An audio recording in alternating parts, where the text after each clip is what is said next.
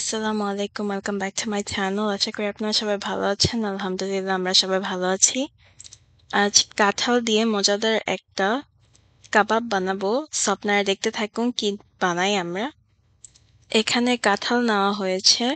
আমি আপনাদেরকে প্যাকেটটা খুলে দেখাবো। এখানে বুটের ডাল নেওয়া হয়েছে, লবণ দিয়ে দিয়েছি। আদা, রসুন, পেঁয়াজ, কাঁচামরিচ দেওয়া হয়েছে। এখন আমি দিয়ে দিচ্ছি মরিচের গুঁড়ো। এখন দিচ্ছি জিরে গুঁড়ো, ধনিয়া গুঁড়ো, দিয়ে দিচ্ছি গরম মসলা, একটু পানি দিয়ে দিচ্ছি কারণ এটাকে সেদ্ধ বসাবো। পানির সাথে মসলাটাকে একটু মিক্স করে নিচ্ছি। ভাবলাম যে আপনাদেরকে নতুন কিছু দেখাই, তাই আজকে এই রেসিপিটা নিয়ে এসেছি। এখন কাঁঠালের সিজন না, কিন্তু দোকানে কাঁঠাল বিক্রি করে ফ্রোজেন। অ্যান্ড দেখুন কাঁঠালটা অনেক সুন্দর। এই কাঁঠালগুলো অলরেডি সেদ্ধ করা। এই কাঁঠালগুলো হলুদ দিয়ে সেদ্ধ করা আছে, তারপরে এটা ফ্রোজেন করে রেখেছিল ওরা। এবারটা অনেক ফ্রেশ। আমরা আরো অনেকবার বানিয়েছি, এতটা ফ্রেশ ছিল না, কিন্তু আজকে অনেক ফ্রেশ।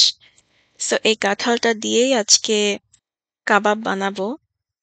বুটের ডাল, কাঁচামরিচ, পেঁয়াজ, রসুন, আদা এটাকে আগে সেদ্ধ করে নিয়েছি। তারপরে এই কাঁঠালটাকে দিয়ে দিয়েছি গরম পানির মধ্যে।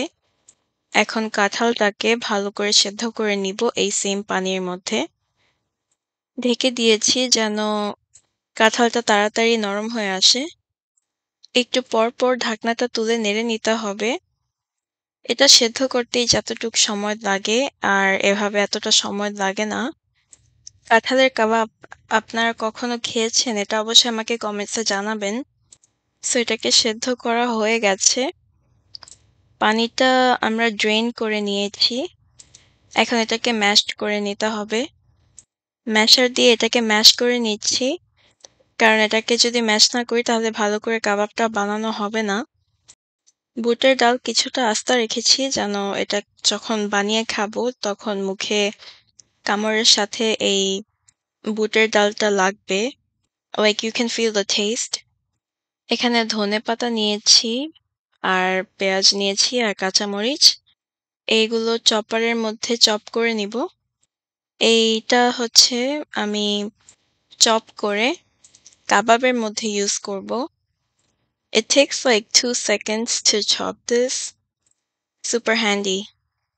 After the chopping, it looks so nice. এখানে কাঁঠালটা ম্যাশ করা হয়ে গেছে আমাদের বাকি ইনগ্রেডিয়েন্টস এর সাথে। এখন চপড করা পেঁয়াজ, ধনেপাতা আর কাঁচামরিচটা দিয়ে দিয়েছি। অল্প একটু ব্রেড ক্রাম্ব ইউজ করব যেন কাবাবটা স্টে ইন প্লেস করে। Just a little bit, not too much. এখানে একটু কাবাব মসলা দেওয়া হচ্ছে স্বাদের জন্য। এখন দিয়ে দিচ্ছি একটা ডিম, দিয়ে দিচ্ছি লাইম জুস। কাবাব মসলাটা দেওয়া হয়েছে একটু টেস্ট বাড়ানোর জন্য। দিয়ে দিচ্ছি চিলি ফ্লেক, অল্প একটু। এখন ভালো করে সবকিছু মিক্স করে নিচ্ছি। And as you can tell, it does not look like jackfruit at all.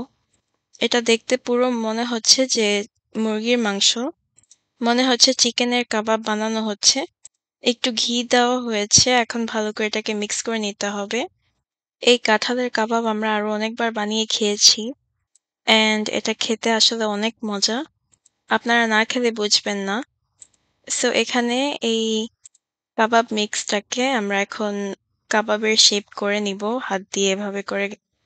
First একটা সার্কেল করে এটাকে চেপে দেওয়া হবে। অ্যান্ড জাস্ট লাইক দ্যাট এভাবে আমরা কাবাবগুলো বানিয়ে নিচ্ছি, কাঁঠালের কাবাব। সো এই প্যানের মধ্যে তেলটা গরম হয়ে গেছে, এখন দিয়ে দিচ্ছি কাবাব একটা একটা করে। একটু বেশি করে নিচ্ছি, এটাকে বেশি করে নিয়ে হাতের মধ্যে গোল করে অ্যান্ড দেন ফ্ল্যাট করে নিয়েছি। আমরা আলুর চপ যেভাবে বানাই সেভাবেই বানানো হচ্ছে, কিন্তু কেউ এটা দেখলে বুঝবেই না যে এটা আসলে কাঁঠালের কাবাব। এটা দেখতে পুরো চিকেনের কাবাব অথবা বিফ কাবাব দেখা যাচ্ছে, but it does not look like jackfruit kebab. এখানে ফার্স্ট ব্যাচ দেওয়া হয়ে গেছে। এটাকে লো থেকে মিডিয়াম হিটে রেখে তারপরে ভাজবো। আর এটা একটু সময় লাগবে ভাজতে। So it's gonna take a little time. আসলে এই কাবাবটা কিন্তু পুড়েনি, কিন্তু এটা কালারটাই এরকম হয়েছে কারণ এটা কাঁঠাল দিয়ে বানানো হয়েছে। অ্যান্ড ইফ ইউ নো কাঁঠাল বেশিক্ষণ বাহিরে রেখে দিলে কাঁঠালের কালারটা চেঞ্জ হয়ে যায়। And so if it becomes this color, do not worry. It's supposed to look like this. So এক সাইড হয়ে গেছে, এখন উল্টিয়ে দিচ্ছি যেন সেকেন্ড সাইডটা ভাজা হয়। আপনারা কিন্তু অবশ্যই কাঁঠালের কাবাব বানিয়ে দেখবেন, আপনাদেরও ভালো লাগবে এটা খেতে।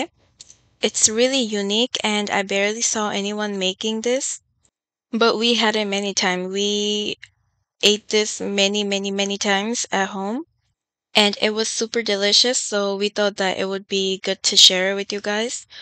এটা আমরা অনেকবার খেয়েছি, সো ভাবলাম যে আপনাদেরকেও দেখাই এটা কিভাবে বানাতে হয়।